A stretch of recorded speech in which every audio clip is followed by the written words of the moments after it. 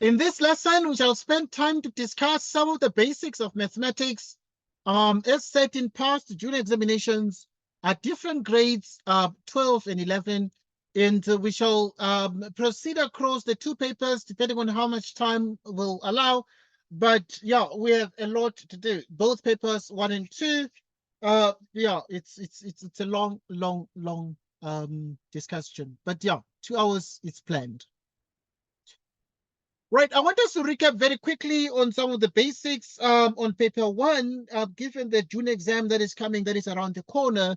Like if you look at the first question, which is 1.1.1, we are given x squared minus 6x equals 7, and we want to solve for x. It is clear that we can write x squared minus 6x minus 7 equals 0, and the factors are x minus 7, x plus 1 equals 0, and therefore x is 7 or x equals minus 1. Okay, it is a recap on some of the basics, but we can see therefore that x equals 7 or x equals minus 1, and we have solved for x in the first question, x equals 7 or x equals minus 1. Next question. Right, it's a recap, so I'm not going to strain you very much because these are basics. This is 3x squared minus 2x equals 14, and this is 3x squared minus 2x minus 14 equals 0. Numbers asked me this yesterday, and to solve for x here, we shall say x equals, because we can see that clearly a is 3, b is minus 2, c is minus 14, x is minus b plus or minus the square root of b squared minus 4ac all over 2a, which is minus into minus b plus or minus the square root of b squared, which is minus 2 squared minus 4a. C is minus 14, and you divide everything by 2a, which is exactly 2 times 3 there. Okay, so this is exactly what we have. And we're able to see, therefore, that x equals 2 plus or minus everything under the square root is the square root of 172 divided by 6. 172 divided by 6, which is exactly 2, which is exactly 2 plus the square root of 172 divided by 6, or x equals 2 minus the square root of 172 out of 6. And at this point, this is exactly 2,52, or x is approximately minus 1,85. So this becomes the values of x. Okay, so I'm just going to run through this paper to pass the June exam, and it stems on some of the basics, but that are at the kind of examination level, but very, very rigorous. So yeah, stay tuned there.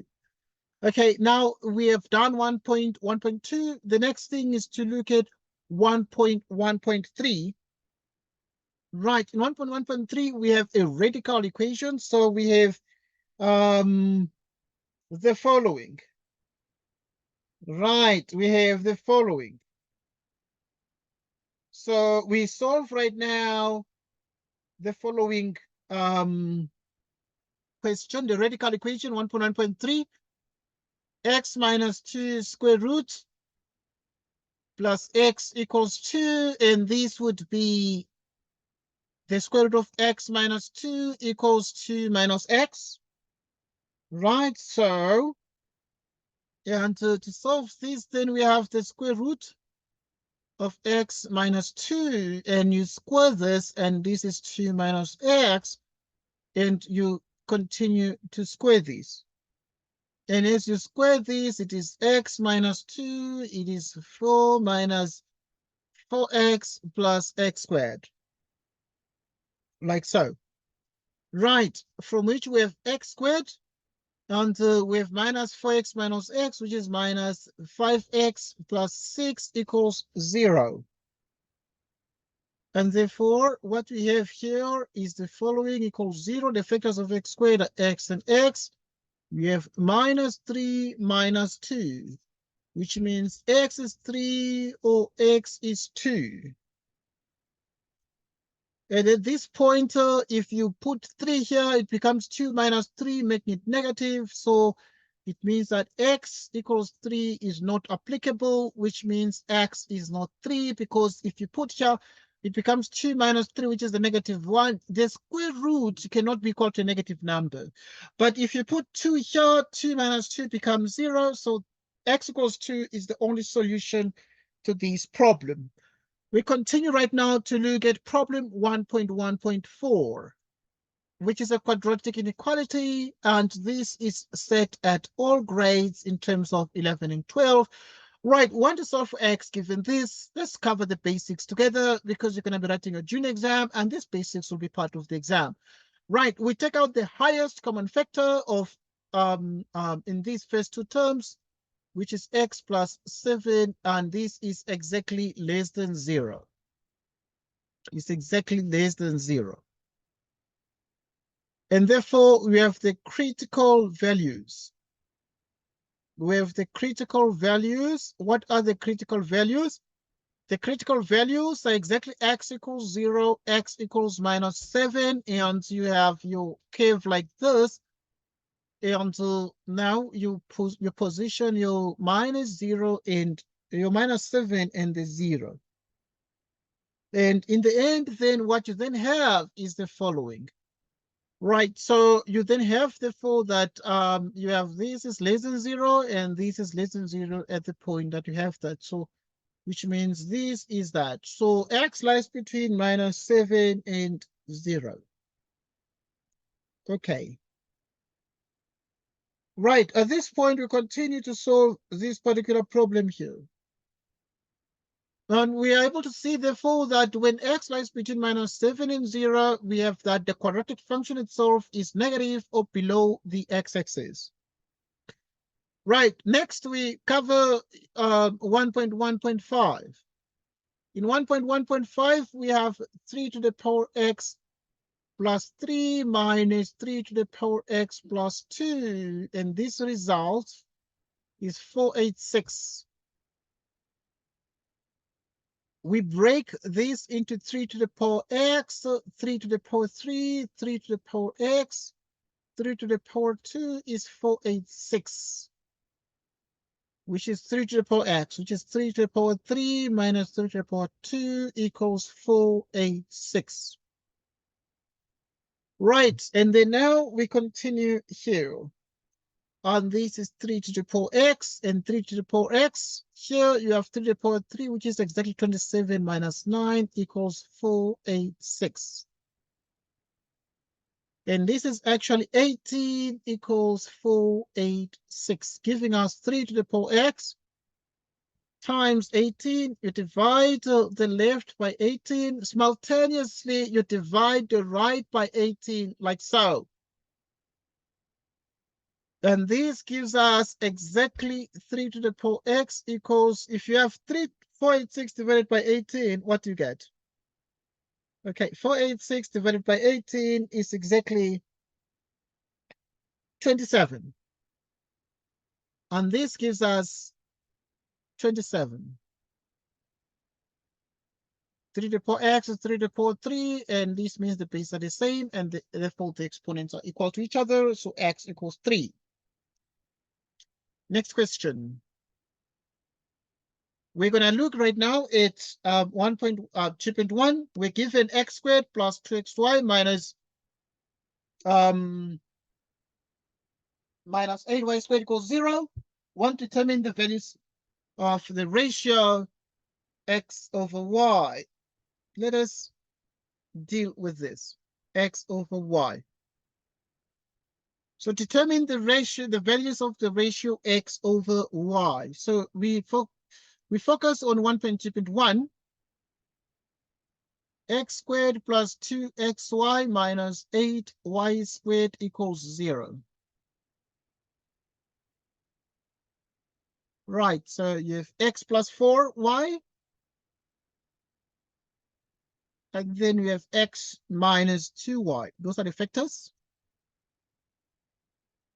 Okay, because when you multiply 4y and minus 2y, you get minus 8y, but when you after you subtract these 4y minus 2y, would give us 2y and you multiply it by x in each case. At this point, these are the factors of this expression. Now the plus is associated with the 4 because 4 is bigger than 2. Giving us exactly x plus 4y, you can write like that, equals 0, or x minus 2y equals 0. X equals minus 4y, or x equals 2y. At this point, you have x equals minus 4y. You divide by y on the right and on the left. So you divide by y both sides of the equation. If you divide by y both sides of the equation, this gives us x over y equals minus 4. You divide by y and you have 2y. You divide by y, which means you have x over y equals 2. You see, the question was, determine the values of x over y. You can see x over y is minus 4, x over y is 2. The next question. 1.2.2, hence determine the values of x and y if x plus y is 6. X plus y is 6. So obviously at this point, you have that x plus y equals 6. But not only that, but you also have that x over y is equal to minus 4, or x over y equals 2. Like so. We can cross multiply these, getting x equals minus 4y. When you cross multiply here, the y sits with the minus 4. Or you cross multiply here, the y sits with the 2, so that you have x equals 2y. Okay, but x plus y is 6. So that in the end, then you have that in the place of x, you can put minus 4y. So you're going to say, using one of the equations, using x plus y equals 6. We're able to see that is x plus y here. This is exactly x plus y. So I'm just going to be solving the questions as we go along. Right, by substitution, we're able to see that wherever there is x, you can put minus 4y. Plus y equals 6. Getting minus 3y equals 6.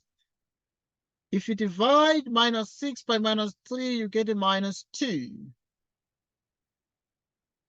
And then here you have that still the x plus y equals 6, but wherever there is x, you put 2y plus y equals 6, which means that 3y equals 6.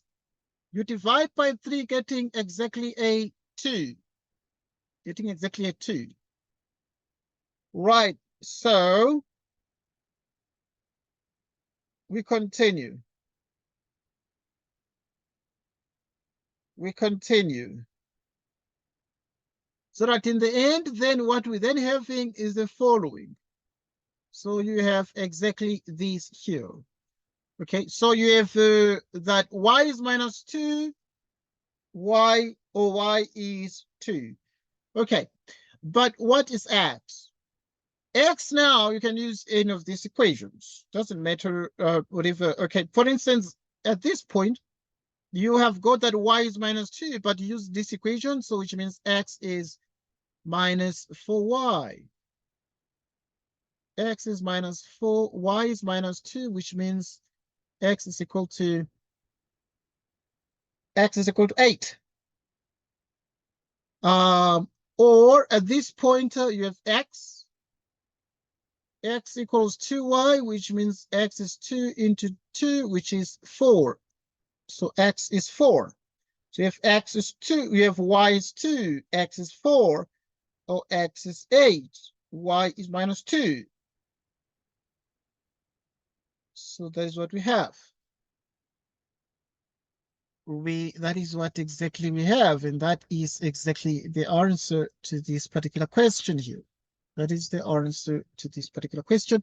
So you got a couple of answers. What are the answers to this problem? So we got that y is actually minus 2 there. We got that y is 2 there. We got that y is a 4 there. We got that y, rather x is 4 there, and or x is 8 there. So yeah, these are the answers to the question, and we are done with doing the 1.2.2. It was sort of a simultaneous equation type of problem where it was set just in 2 stages, where you had to get to determine the values of the ratio x over y, but simultaneously you had to solve for the x and y in the next question. Okay. Right. Here comes another question that must be understood. Both grades 12 and 11, it's important that your basics are made stronger. We have an opportunity to celebrate and also to explore June examinations together. And we shall do the same, going at a higher level tomorrow at 4 and tomorrow at 8 p.m.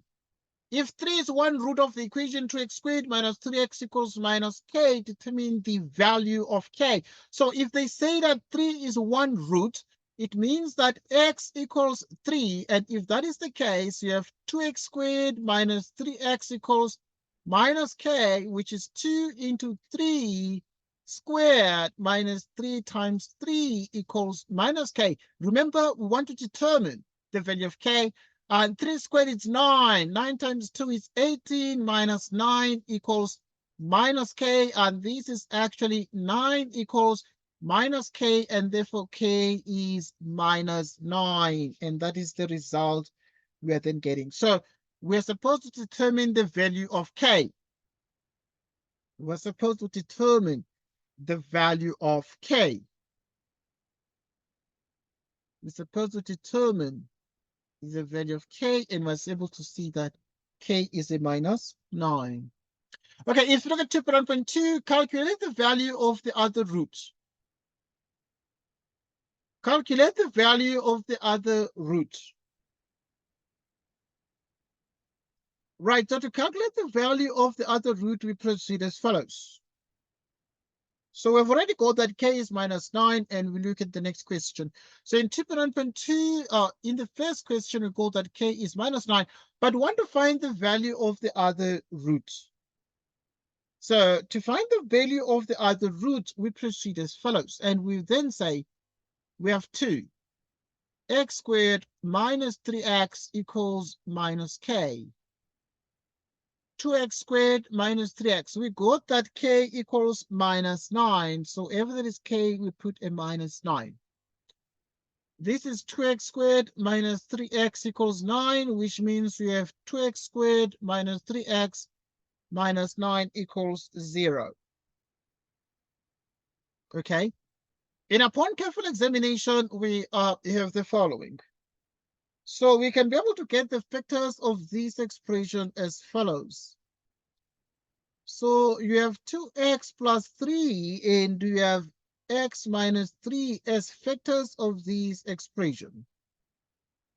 And therefore, you have x equals minus 3 over 2, or x equals 3.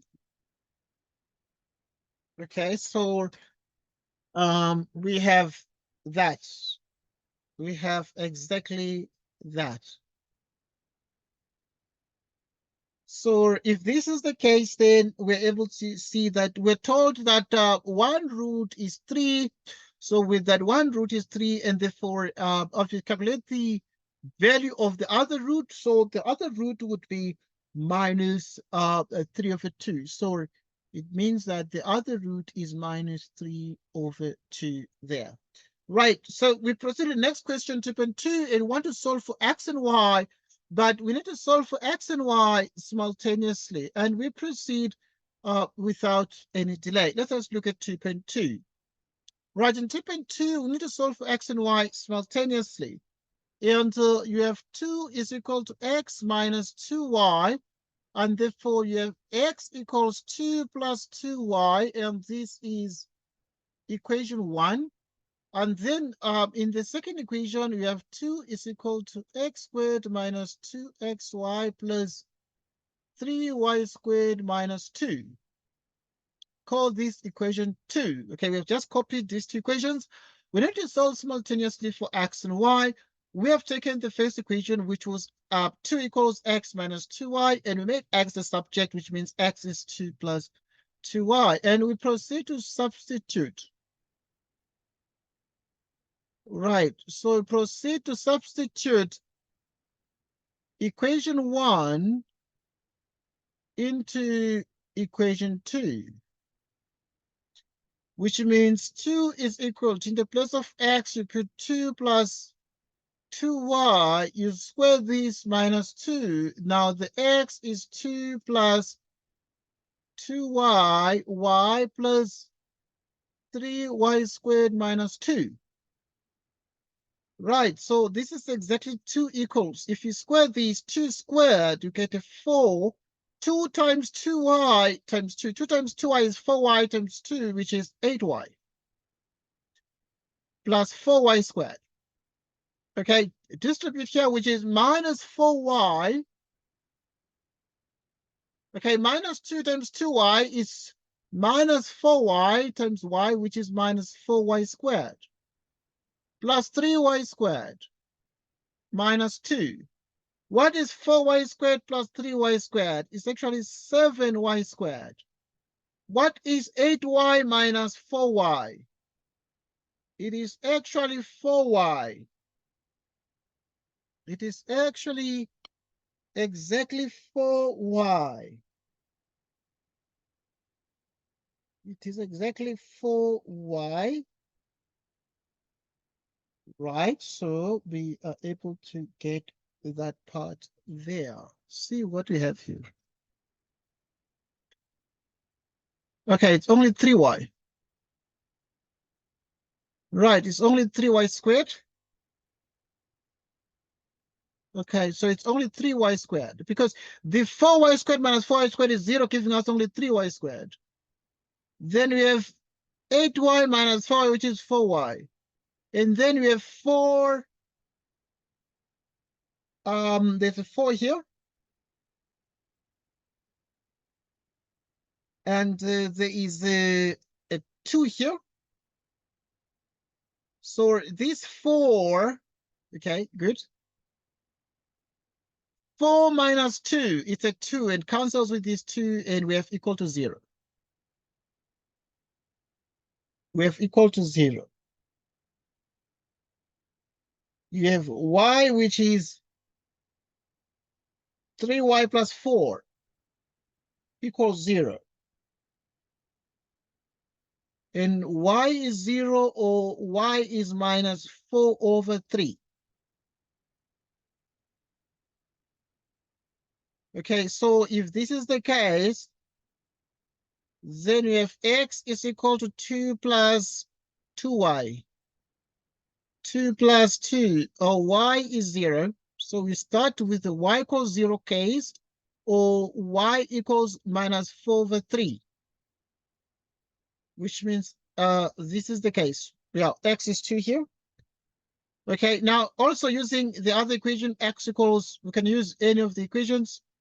We're going to use x equals 2 plus 2y, and you have x equals 2 plus 2y, and you have 2 plus 2. The y is minus 4 over 3, and this is, if you use the calculator, is 2, or without even a calculator, is minus 8 out of 3. And if this is the case, I'm able to get 3 times 2. 3 times 2 is a 6. 6 minus 8 is minus 2/3. Right, so we have a combination of things. So we have x equals 2 here, and we have x equals minus 2/3. So you have y equals 0, or you have y equals this. Okay, yeah, that's what we have. Now, okay, we have 2.2.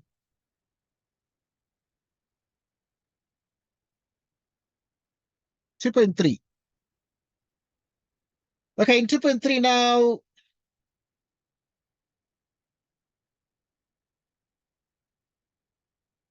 Right, after need to simplify, leave your answer with positive exponents. Now we need to simplify this one. So to simplify this one, you have the fourth root of 3 to the power x times 9 to the power x plus 1 divided by 27 to the power x plus 2. 4. 3 to the power x times 9 to the power x times 9 to the power 1. Right, times 9 to the power 1 divided by 27 to the power x times 27 to the power 2. Now let's look at these together. Fourth root, 3 to the power x times 9 is 3 to the power 2x.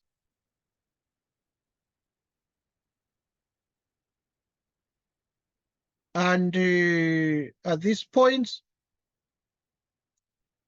this is also 3 to the power 3 to the power 2 for the 9. Okay, so 27 is 3 to the power 3 x, and 27 is 3 to the power 3, but there's a 2, which is going to be 3 to the power 6. Fourth root. So this is exactly 3 to the power x plus 2x plus 2 minus 3x minus 6. Fourth root. X plus 2x is 3x minus 3x, 0. 2 minus 6 is a minus 4. At this point, you're finding the fourth root. So the fourth root is like 3 to the minus 4, but you raise it to 1/4, and this 4 cancels, giving us 3 to the power minus 1, and 3 to the power minus 1 is 1/3. And therefore, the answer to this problem here is 1/3, like so. It's 1/3, like that. So we continue.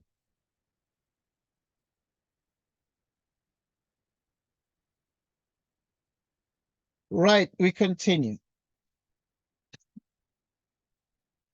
Okay, let's look at the next question. So obviously now leave your answer with the positive exponents only, and indeed it is positive exponents there. Right, determine the value. Let's look at the next question.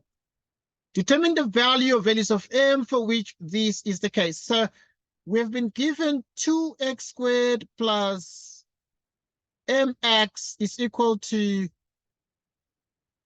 5x plus 8.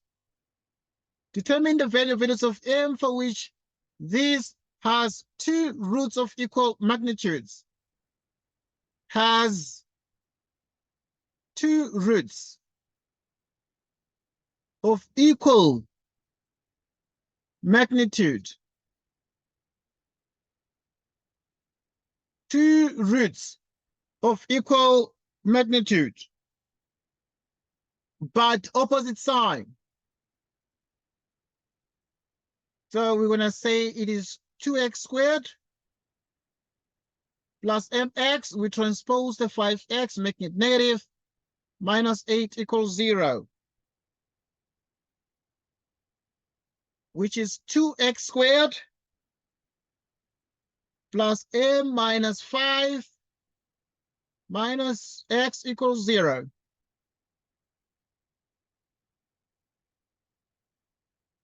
Right, so we want to make sure that this has two roots of equal magnitude but opposite sign. And that is observed when m minus 5 equals 0, and that is m equals 5.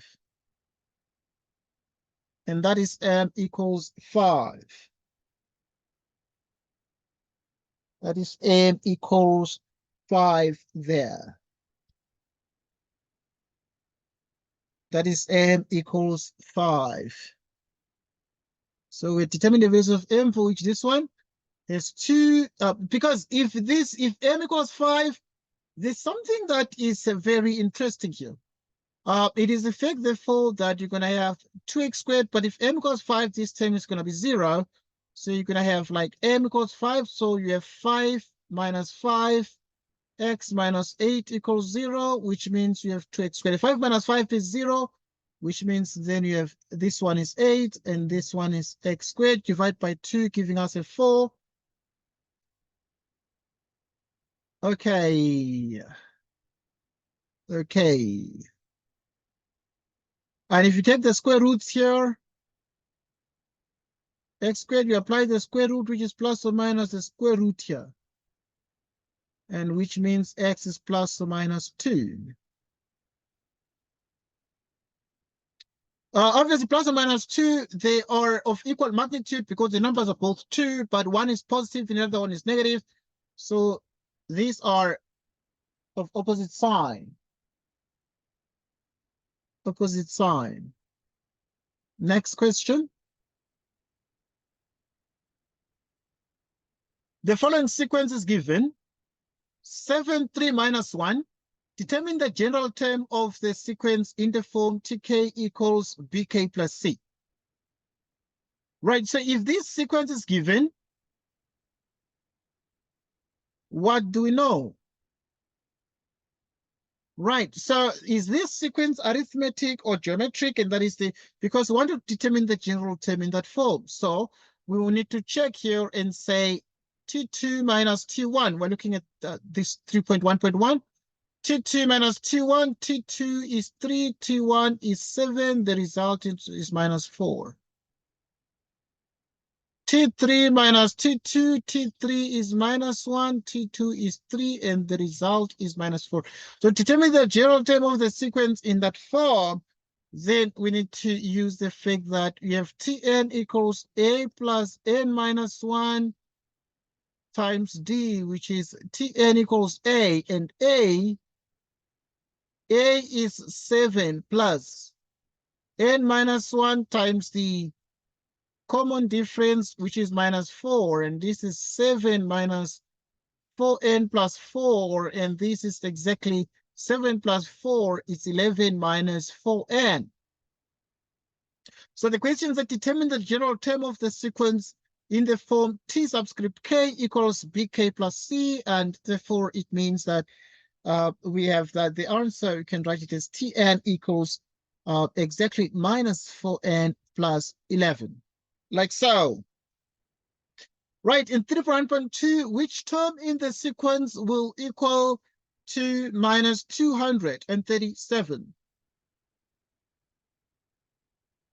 Okay, so this one is exactly minus 4n plus 11. Which term in the sequence will be equal to minus 237?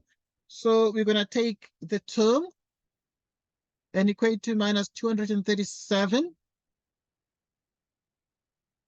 Okay, so there's a term that is equal to minus 237, and this is minus 4n plus 11, which is minus 237, which is minus 4n is equal to minus 237 minus 11, which is minus 4n equals minus 248. And you divide by minus 4. So you divide by minus 4 on the left. 248, you divide by minus 4 on the right. And therefore, n is equal to 62. Okay, so now they're saying which term in the sequence will be equal to minus 237.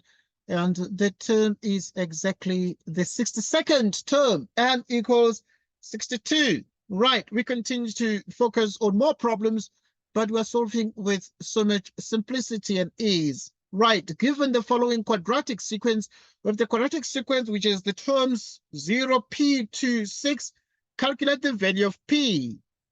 So yeah, to find the value of p there, we continue as follows. Okay, this is already a quadratic sequence and want to find the value of p. So a couple of things remain very, very key and central to this. Right, so if it is quadratic, as the examiner tells us, and we've been given the sequence 0, p, 2, 6, and so on, and we subtract p minus 0, is p, 2 minus p, 6 minus 2 is a 4. Remember, this is a quadratic sequence. So we're going to have this one, 2 minus p, and that gives us exactly p minus 3, right, 2 minus 2p. 2 minus 2p. And this minus this is exactly p. And then this 4 minus 2 is exactly a 2.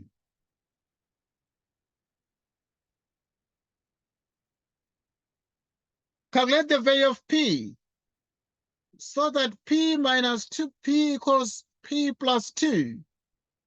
And this is exactly 3p, and 3p is equal to 2 minus 2. You bring the 2 to the other side, it becomes negative, so you have the 2p on the other side. So 2 minus 2 becomes 0 equals 3p, and you divide the left by 3 and the right by 3. And then we have the following. So here we also divide by 3, getting p equals 0. So calculate the value of p, and it's clear, therefore, that p equals 0, excuse me. P equals 0 in the quadratic sequence case. Determine the expression for the nth term of this sequence. How does the nth term of this sequence look like? So we proceed to deal with that one. Okay, now we know that given that this is a quadratic sequence, p is 0. We have proved that. And so to determine the expression for the nth term, we proceed with much simplicity. As follows, looking at 3.2.2, would have 0. And we know that our p is 0, so we're going to put a 0 here. 2 and 6, like so. We perform differences, 0 minus 0, 2 minus 0, 6 minus 2, 4. 2 minus 0, 4 minus 2, it's 2.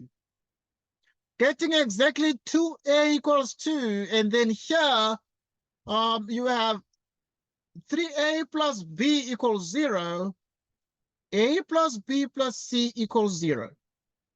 Okay, the fact that 2a equals 2 means that 2a you divide both left and right by 2, which means a equals 1. If a equals 1, you have 3a plus b equals 0, and we have 3 times 1 plus b equals 0. 3 times 1 is exactly 3. You bring across the negative 3 there for the quadratic sequence. Okay, so we pay particular attention to the modus operandi in terms of how we compute the coefficients a, b, and c of the general quadratic function. Okay, our a has been found to be 1. Our b is exactly minus 3. And what is our c here? A plus b plus c equals 0. That's what we write down. So we write a plus b plus c equals 0. A is 1, b is minus 3, plus c equals 0, which means c is actually equal to what? Okay, it's equal to 2.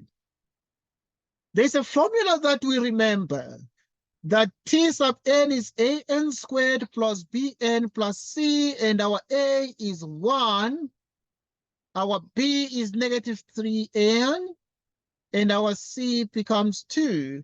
And the expression for the nth term of this sequence is what? It is exactly tn is actually the same as n squared minus 3n and plus 2 over there. And that is what we have as the nth term of the sequence. And in the next question, show why this sequence will never have a negative term. So we need to show why this sequence will never have a negative term, and we prepare a special screen for that one. And so if it will never have a negative term, the couple of things, so we need to find, because this, we know therefore that this one here is, the general term is n squared minus 3n plus 2, meaning we have a general quadratic of this shape. Okay, pay particular attention to the general quadratic of this shape with a minimum vertex. At this point, we're able to see that there is going to have a minimum vertex. Right, so if there's a minimum vertex, which means we have the minimum value. Right, let us determine the minimum value of this quadratic expression. We find that one as follows. So we have the minimum value. So the minimum value is given by minus b of 2a, or we can say, right, the minimum value occurs at this. So we have the minimum value at that position. So we write the following in the exam, and you say minimum value, right? Minimum value at minus b over 2a. So the minimum value is going to occur at the axis of symmetry. It's normally minus b over twice a, so it is what we have here. Okay, even this we use when you do graphs and functions. Our a is 1, b is minus 3 from this, and our c is exactly 2. We put them here. Our b is minus 3 over 2. Our a is 1, and this is actually 3 over 2. 3 over 2 is 1 and 1/2. Show why this sequence will never have a negative term. Right. Now, we note the following. We note the following. Now, there are a couple of things that are very important.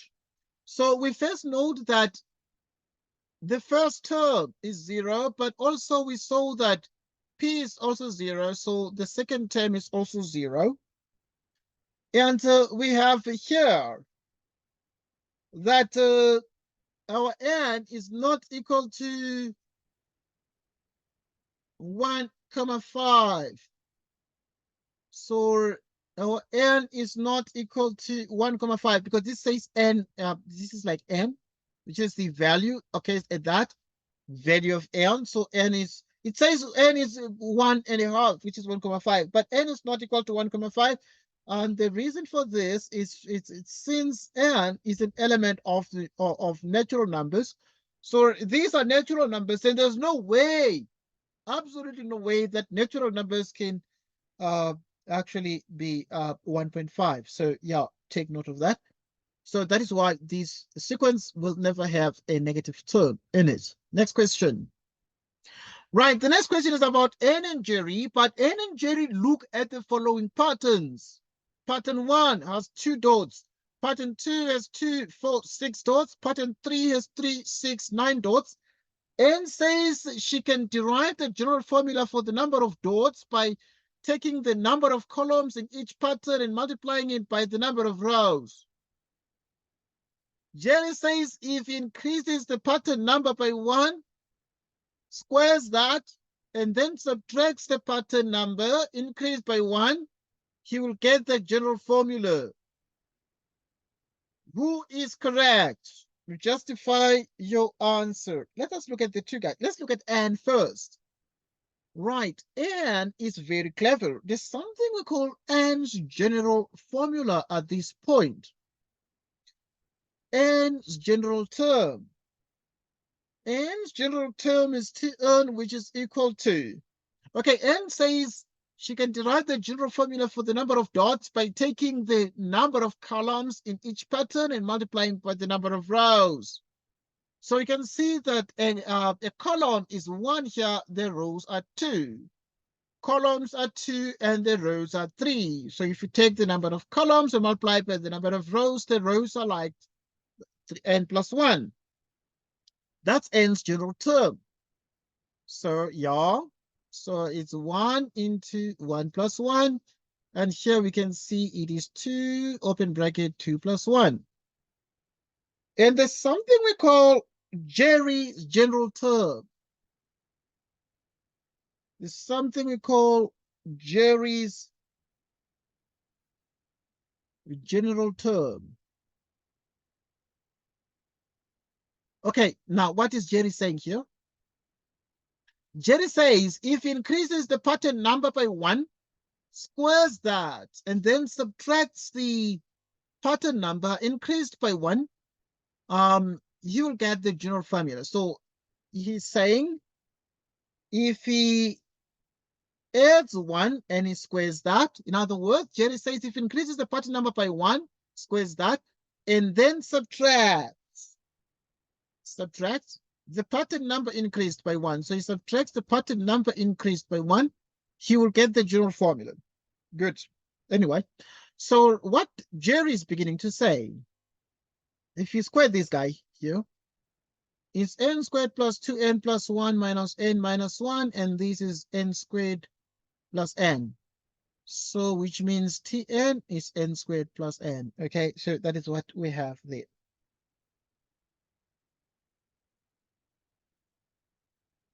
Okay, so yeah, 3.3. We done? Okay, so the question is, who is correct? Justify your answer. And we can see that both get the same formulas, because if you distribute here n times n and n times 1, you have n times n, which is n squared plus n. So both are correct. Both are correct. Both are correct.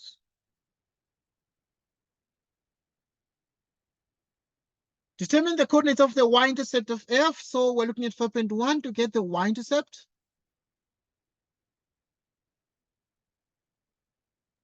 We simply let x be 0. To get the y-intercept, we let x be 0. So that if you have f of x, obviously we're dealing with the function f,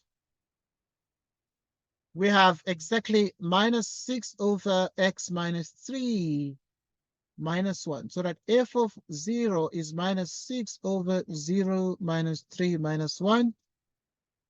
F of 0 is 2 minus 1, which is 1. Calculate the coordinates of the y-intercept. So when x is 0, y is 1. So which means, therefore, when x is 0, y is 1. That is these are the coordinates of the y-intercept, 0 and 1. Next question. We want to calculate the coordinates of the x-intercept. So to get the x-intercept, you let y be 0 in the original function. So if you can imagine yourself as having y equals from this x minus 3 minus 1, but y is 0, which means 0 minus that, which is x minus 3, which means that x is minus 6 plus 3, which means that x is minus 3. Right, at this pointer, we know that y is 0, so we have x is minus 3 together with y equals 0. So the coordinates of the x-intercept will be when x is minus 3 and y is 0. Those are the coordinates of the x-intercept of f. Next, we look at 4.3. And 4.3, we want to write down the equations of the asymptotes of the function. Right, if you look at the equations of the asymptotes to get one of the asymptotes, we then say x minus 3 must be 0, which means that x equals 3. This becomes what we call the vertical asymptote. Okay, this becomes the vertical asymptote. Simultaneously, we have this value here, which is y equals minus 1. This is the horizontal asymptote. Horizontal asymptote. All right, so this is the horizontal asymptote, y equals minus 1, and the vertical asymptote is x equals 3.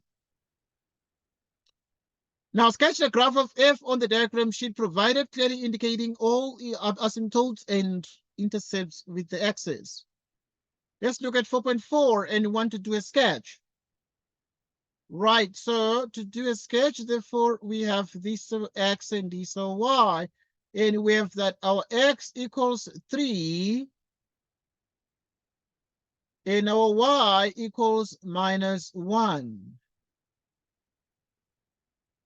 Our y equals -1. We saw therefore that so want to sketch the graph on the diagram sheet provided it's okay.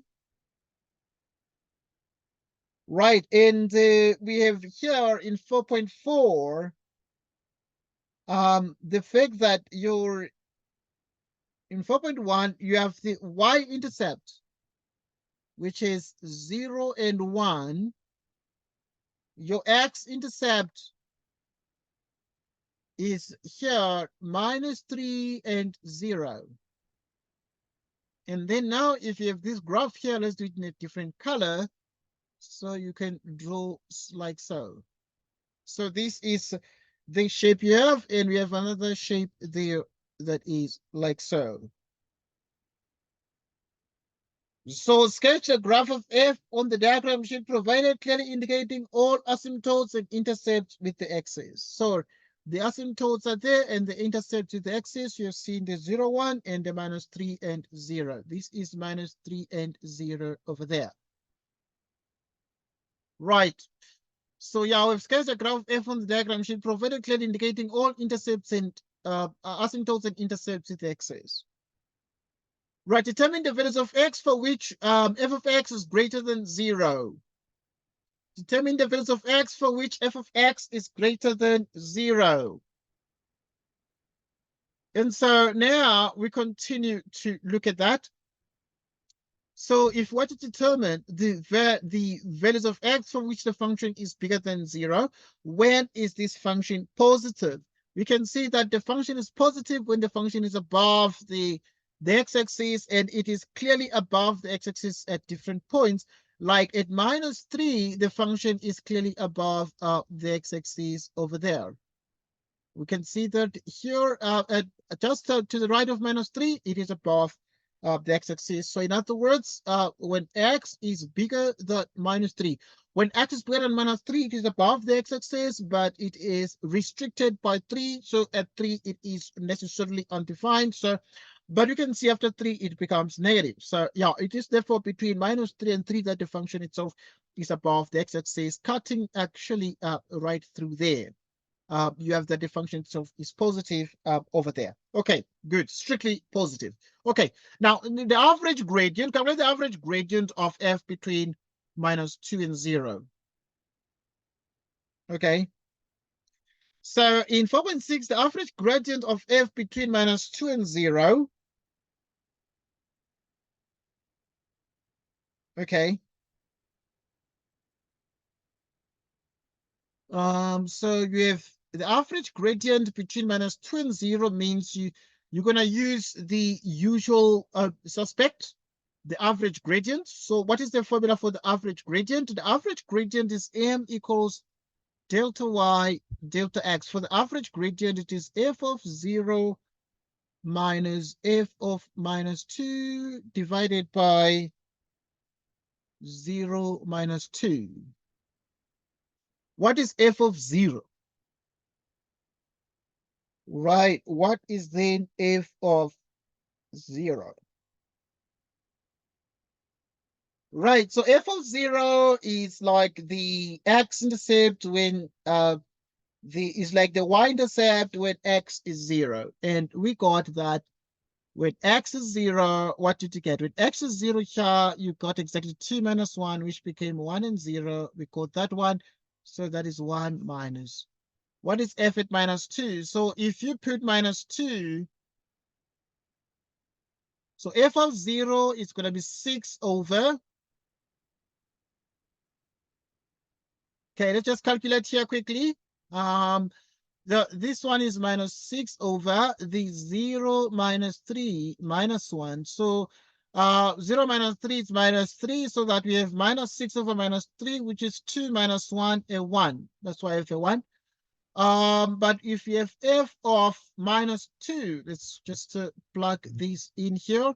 So if you have f of -2, then you're going to have -2 here, which is -6 over -2 -3, which is -6 over -5 -1, which is exactly 6 over 5 -1, which is 6 minus 5 over 5, which is 1 over 5. 1 over 5, and this is 2. You multiply by 5 over 5, which is exactly 5 minus 1 over 10. And this is 4 over 10. And this is 2 over 5. So now, if you want to find the average gradient, so the average gradient is actually 2 over 5, as we've computed it above there. Now, the couple of things like in 4.7, we want to say in 4.7, one of the axes of symmetry of F is an increasing function. Determine the equation of the axis of symmetry. So obviously we're dealing with two of them. And each of the axes of symmetry, we're looking at 4.7. This is going to be an axis of symmetry with positive slope, which means that you'd have y minus y1 is m into x minus x1. Right, it passes through the points of intersection of this, which is 3 and -1, which is exactly P and Q, which is exactly x1, y1. And the slope, the average gradient between -2 and x equal to 0.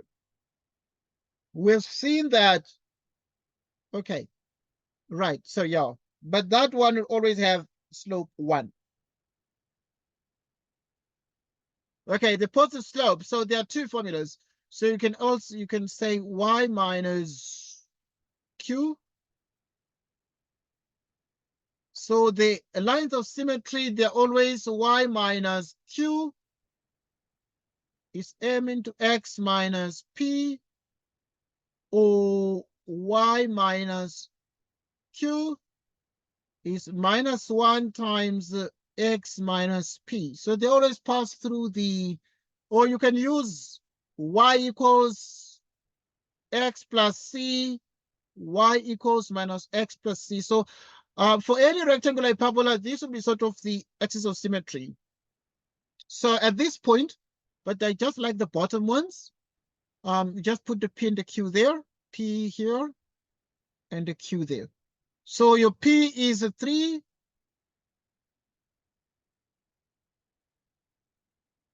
Right. So yeah, you put your q first. So switching them around. Because it's q then p. So you're gonna have the q and then p. Your q then p. So that your q is -1, and then it is x minus your p is 3,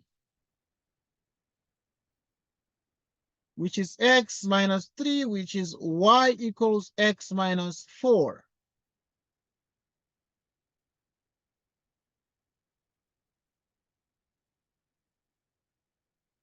So yeah, determine why. Okay, one of the axis of symmetry is an increasing function. Determine the axis of symmetry. So yeah, we can see therefore that the axis of symmetry in 4.7 is actually y equals x minus 4.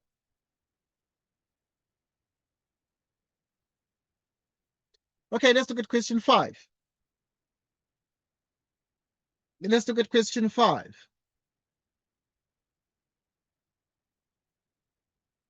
Let's look at question 5. In question 5, the sketch below shows the graphs of f of x equals this and g of x equals that. The graph of g passes through point E on the y-axis and intersects the graph of f at point C, the turning point of f, and point A respectively. Point A and point B are the x-intercepts of f. We can see A and B are the x-intercepts of the function f, the parabola. Then line CD is the axis of symmetry of f. Okay, here is CD, it is the axis of symmetry. By axis of symmetry, we mean the line that divides the axis. Axis is the line, so the line of symmetry is the line divides the graph into two identical components. Now I want to determine the coordinates of the turning point of F. Coordinates of the turning point of F. What is the coordinate of the turning point of F? Right, to find the coordinates of the turning point of F, there are a couple of things we need to take into account in the question 5.1. Right, so when you are dealing with what you call the turning point or the vertex of a parabola, you know that x is always minus b over twice a. Minus the b is minus 2 over twice a is minus 1, and this is 2 over minus 2, which is exactly minus 1. So that f at minus 1 is minus into minus 1 squared, substituting here in the place of x, minus 2 into minus 1 plus 3, and this is 1 plus 2 plus 3, and this is actually equal to what? Okay, so this is going to be a minus 1. This is going to be a minus 1. This is going to be a minus 1 plus 2 plus 3, and this guy is 4. Yeah. All right.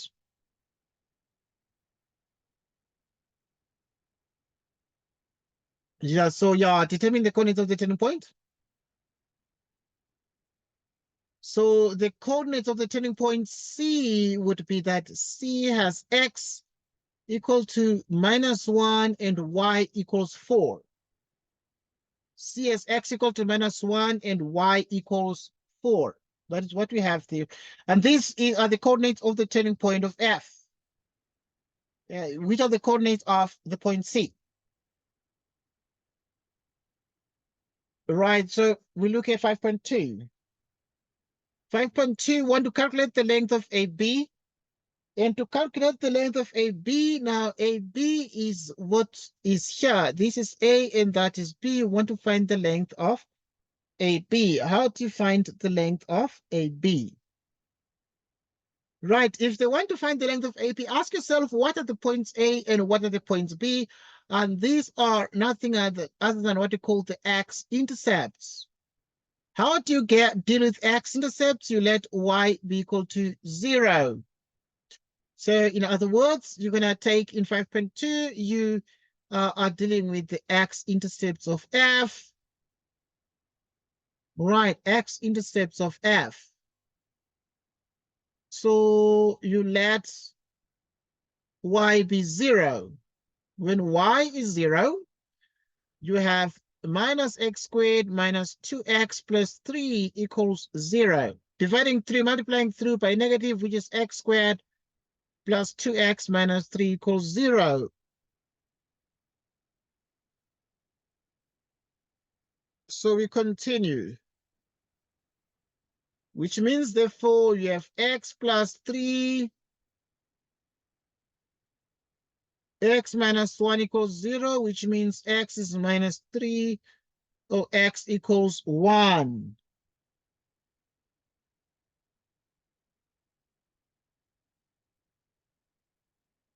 At this point, when y is 0, x is minus 3, and y is 0, x is 1, and y is 0. So if this one is minus 3 and this one is 1, the question is, what is the length of AB? So it follows therefore that AB is the same as what? Is the same as here. This one here, the distance from here to here is 3 units because this is at minus 3. Distance here is 3 units. And then if you move from here to there, it is 1 unit. So AB is 3 plus 1, which is exactly 4 units. Which is exactly 4 units. So now next we want to calculate the equation, or rather determine the equation of G, the straight line. Okay, G of x is actually mx plus c, and we want to find the equation of the straight line. And to find the equation of the straight line, the couple of things we need to take into account. The coordinates of C we already know are -1 and 4. The coordinates of A we already know are -3 and 0. x1, y1, x2, y2. And therefore, we need to first find the slope. So that at this point, we have m equals change in y, change in x. y2 minus y1 over x2 minus x1. y2 is 4 minus y1 is 0. x2 is -1. x1 is -3. 4 over 2. It's exactly 2. Okay, the slope here, we can see it's a positive slope because that's bigger than 0. It's running upslope, so upslope is positive. And indeed, the fact that the slope is 2 makes a lot of algebraic and geometrical sense. But now this straight line whose equation we want to determine passes through. So you write the word through in the exam. It passes through the point A with coordinates -3 and 0, which means that you have x1, y1. Y minus y1 equals m into x minus x1, which is my y minus 0, which is 2 into x minus x1.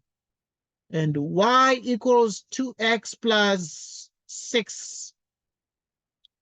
Y equals 2x plus 6. So we want to find the equation of g, and clearly g is 2x plus 6. G is exactly 2x plus 6 over there.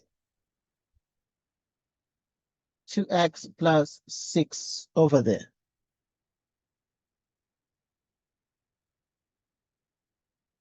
Right, so now want to calculate the maximum length of line CE.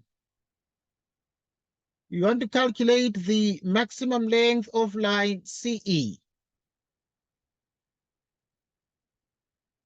And to calculate the maximum length of line CE, we continue as follows.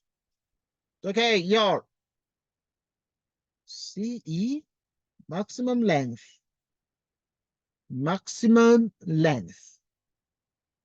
of line CE. Leave your answer in set form. Okay, now to find the maximum length of CE, the couple of things you need to consider, but first things first, we know that the point C has the coordinates -1 together with 4. E has the coordinates. We've already seen that the equation of the line here, g of x, is 2x plus 6. So that when x is 0, y is 6, and this is x1, y1. This is x2, y2. And this is CE, which is exactly the square root of x2 minus x1 squared plus y2 minus y1 squared. So which means that you have x2, which is 0 minus that squared. Y2 is 6 minus 4 squared. And this is exactly 1 plus 4, and this is the square root of 5 units. The square root of 5 units. So to calculate the maximum length of line CE in 5.4, so we know therefore that CE is actually equal to the square root of 5 units. So we write that CE equals the square root of 5 units. The square root of 5 units.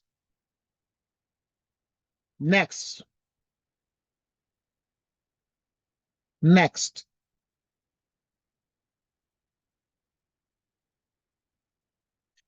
Right, next we deal with 5.5. Determine the value of values of x for which the functions are equal to each other. g of x equals 2x plus 6. And you have the function g of x. So we want to determine the values of x when these two functions are equal to each other, and they're equal to each other at the points of intersection. That is where we have that f equals g minus 3 minus 1. So you have minus 3 minus 1. So when is the product of the two functions negative? It's when the one function is negative multiplied by the other function positive, and therefore we have a negative. Negative times positive is negative, and negative is less than 0. Right, so there are a couple of things that remain very important. Right, it's when we have a positive multiplied by a negative, and we still have a negative, and this is less than 0. So when you're multiplying two numbers, and you're getting a negative, less than 0 means it's negative. You have a negative result after multiplication. So it must be that either one is negative and the other one is positive. Negative times positive is negative, or positive times negative is negative. In which case, you need to actually consider both cases. Let us analyze this. This function is negative because it is below the x-axis here. It is positive over there, and this one straight line is also positive. Positive, positive all the way, and this is positive, positive, positive, positive, and this one is negative there. So we're asking the question, when do these have opposite signs, such that if one is negative, the other one is positive? So let's check. Right, so the couple of things you're able to see, they're both negative there, they're both positive there, but at B, with B, we know very well that B has the coordinates 1 and 0. And we're able to see clearly that at this point, one of the functions is negative here, and the other piece continues as positive, so x is bigger than 1. Take note of that. These are the graphs and functions. These are graphs and functions. Let's look at 5.6. Okay, we've already dealt with the two cases. Sketch a neat graph of y equals ax squared plus bx plus c in your answer book, given that a is negative. If a is negative, it means that the shape is like this. So if a is negative, it means that you have a maximum vertex. Okay, maximum turning point. B is negative and C is negative. C negative means you have a negative y-intercept.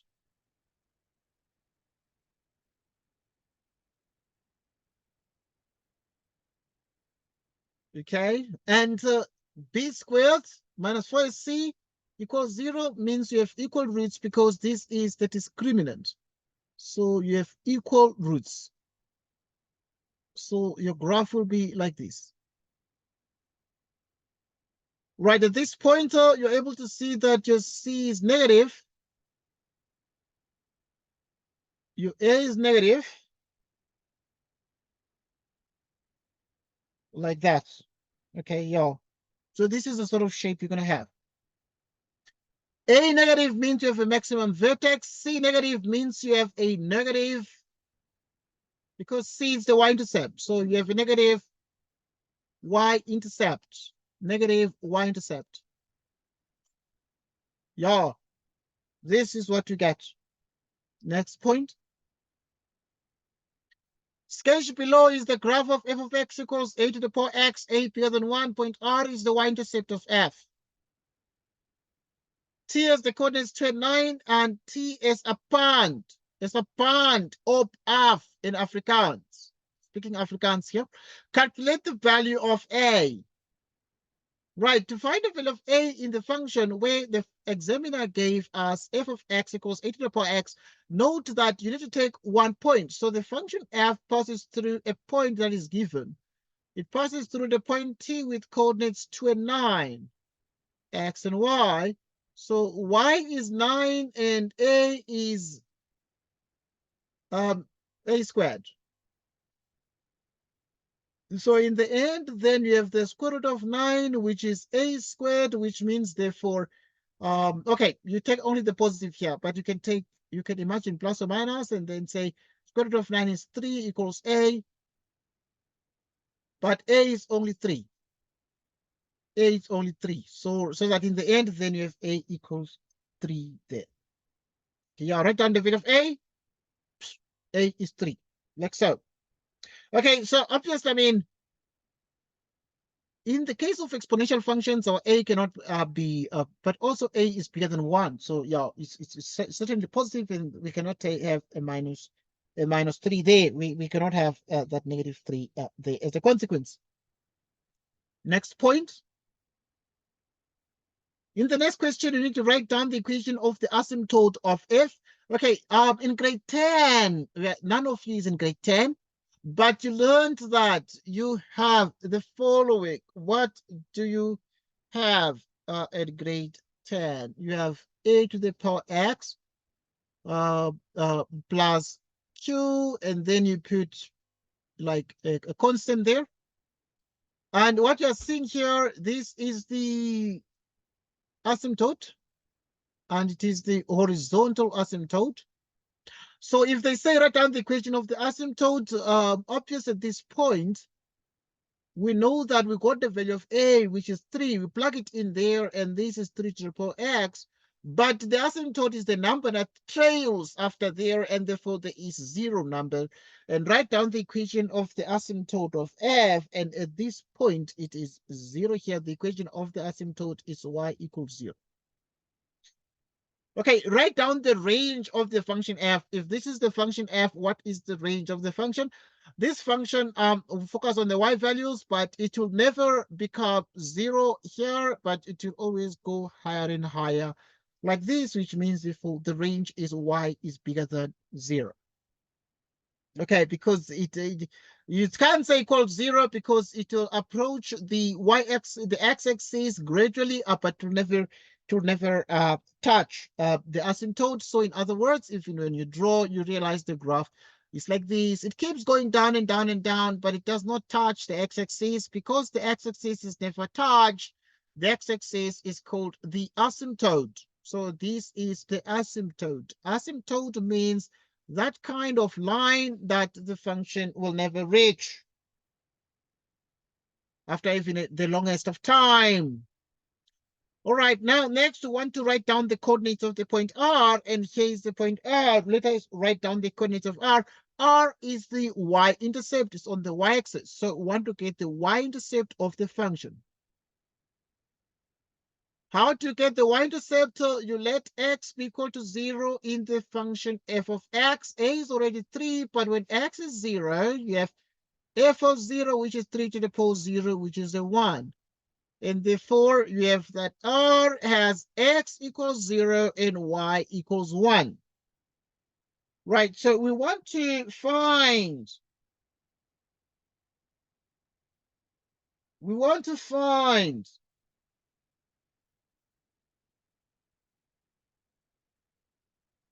what to find the coordinates of R, and the coordinates of R, there are exactly 0 and 1.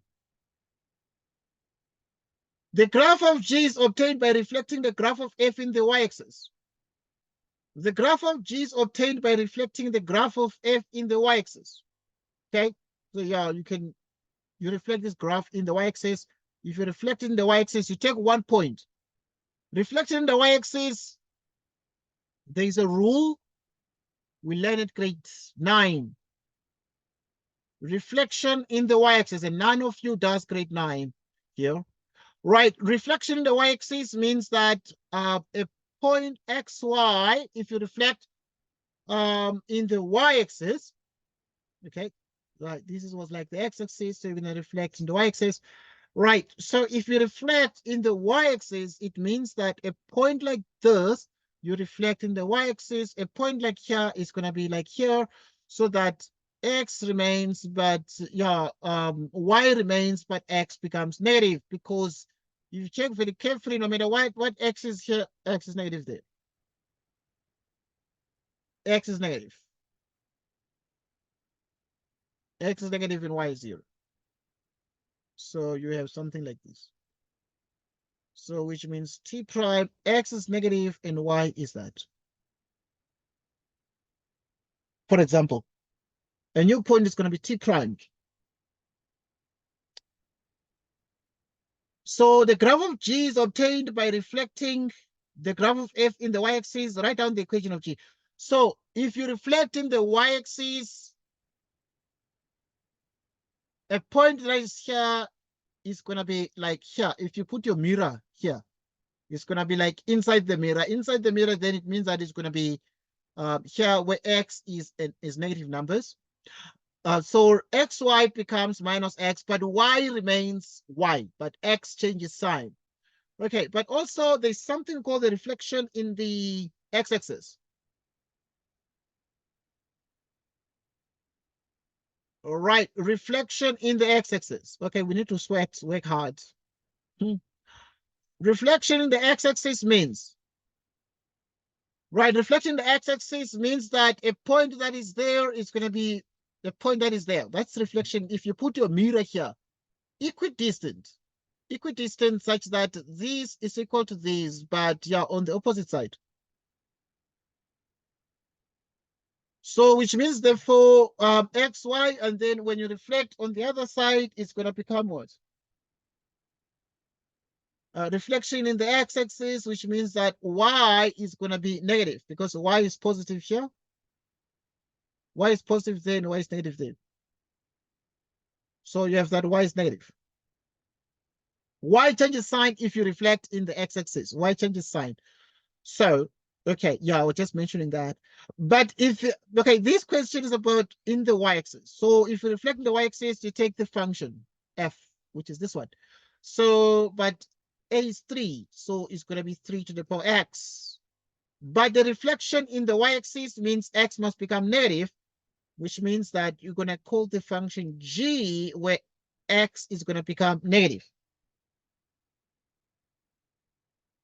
X is negative, then it is 3 to the minus 1 x, and this is 1 over 3 to the power x. So they write down the equation of g. This is the equation of g. X becomes negative in f. So if you make x negative, it becomes minus, and then it produces 1/3. Right. Next question is the following. If h is 3 times f, write down the equation of the asymptote of h. Right, so h is 3f of x. So h of x is, okay, 3f, and f of x, we know f of x is 3 to the power x. Okay, it's a to the power x, but we've already got that a is 3 here, which is 3 to the power x, and this is 3 to the power, okay, this is x plus 1. Okay. At this point now, we are able to see a couple of things. That you want to write down the equation of the asymptote of h. This is h. The asymptote is always, because this is an exponential function where the x is an exponent, it is called the exponential function. It's called the exponential function. Okay, this exponential function means a couple of things, but it means that the asymptote is the number that sits here, and now at this point you're able to see that the equation of the asymptote is y equals 0. This number here is y equals 0. It is y equals 0. It is y equals 0.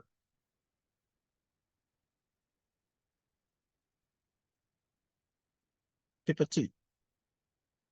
All right, guys, it was awesome having a discussion with you. I was just going through this paper. I tried to rush through the paper, and we've reached the end of the first paper discussion. We've looked at some graphs and functions.